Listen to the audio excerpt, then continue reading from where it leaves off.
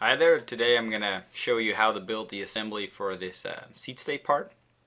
I like to work with assembly layout sketches, so let's dive right in.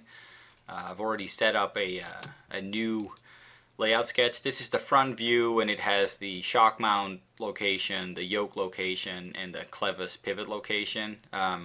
Obviously there's some dimensions that are associated with that, 425 and 95, and now we can start constraining parts to this. So let's insert a new component. Now let's start with the yoke.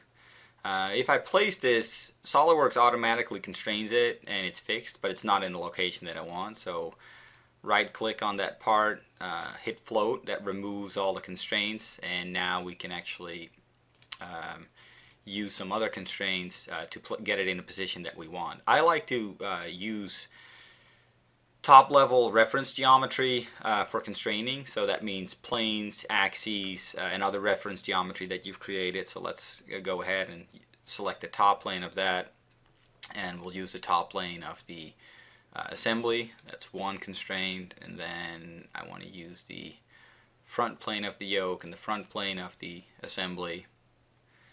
Didn't pick that. Hold on. Let's clear that. So I want the and the front. Alright, let's call that good. And then the last one, we got the axes and the pivot there. So now we have the part fully constrained. All the degrees of freedoms were removed. And this axis is at the top level in the part, same as with these planes. So now I'm going to introduce another part.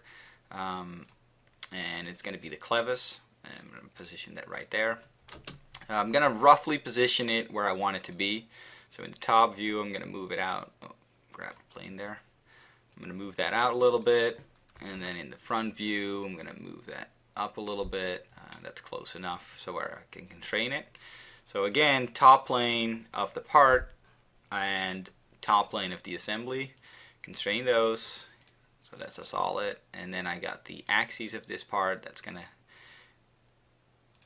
be coincident with that axis. And then finally I got this face and that face. I don't want them to be coincident. I want them to be a distance apart, and I would know that that distance is 146 divided by 2. You can actually enter equations in the dialog box and it will do the math for you. So that one's now constrained. It's all good, and we have one on the other side as well. So introduce a new part, hit control, and then drag the part out. That will make another copy of this part. Let's position that, rotate it around a little bit. That looks about right. And position that roughly where we want it. That looks pretty good. And then move it up a little bit. Okay, so now constrain that part as well. So I'm selecting the top plane and the top plane of the assembly, constrain those. Same steps here. We got the axes that's coincident with that point, and then we got the front plane and that inner face, and it's that face, and that is a distance of 146 divided by 2. And let's constrain that. So now I have my major components in place, and they can't be fixed anymore. So now I need to position the tube, and that's a little different. You know, there is nothing good to constrain the tube to, and so what I'm going to do is I'm going to create another sketch on the top plane of the assembly that will allow me to constrain those tubes. So on the top plane, I'm going to sketch one line, sketch another line, and I'm going to give that a midpoint relation. Oh, that doesn't want me to do that one and that one. Get a midpoint relation. And what this will allow me to do is it will allow me to create basically centerline geometry that I can use to constrain the tubes that I want to put in place. And so finish up this sketch, and it doesn't matter if it's 100% accurate, it just matters if it's fully constrained, which it is right now. And then I'm going to open my my seat stay part. That's the one. And I got to get rid of something here. Hold on for a second. Bear with me. There's a bunch of configurations in there. I'm going to do the as extruded. This part is used in multiple assemblies, and I'm going to introduce this as an as extruded part in my seat stay assembly. So now I'm going to insert component, existing part, and that will be the seat stay. Place that, and the top plane of that I want to constrain to the top plane of the assembly. There we have one, and then the front plane of that part I want to constrain to that center line sketch that we just created. Let's turn on my origins, see where I'm at, and I'm going to move that a little bit, and I want to pick that origin of the sketch, and then the right plane. Doesn't really matter what you pick as long as you pick solid geometry. Let's give that a 402 dimension. And so now turn off my origins. This part is fully constrained. Now it's not exactly where I want it to be, but I can play with that with my sketch that I've now created. And this sketch, even though it got dropped down to the bottom, it's actually at the top level. It doesn't reference any of the parts geometry. It's just referencing geometry in the sketch itself. I want to bring that in a little bit. So let's say 46. Rebuild. I want to bring that in a little more. Let's say 44.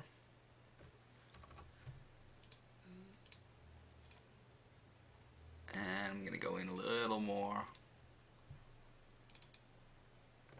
42. That brings it in where I roughly want it to be.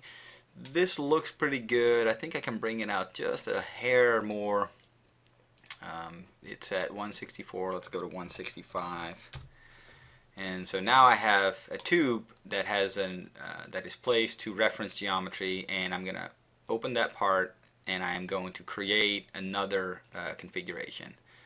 I don't want to add a derived configuration. So we're going to call that video for now. And so now back to my assembly. I started out with the as extruded, but we just added a new configuration because we're going to create some in-context relations here. So now it's the video configuration, and now we can say that we want to edit this part, and I'm going to create some surfaces that we're going to use to miter this part. And we're going to use the offset surface command, 0 offset, pick that face, and I'm also going to pick this face. Alright, so those surfaces have now been created at the part level. If I open the part, you can see the surfaces. I'm going to extend these surfaces just a little bit so that I have a little more room to cut.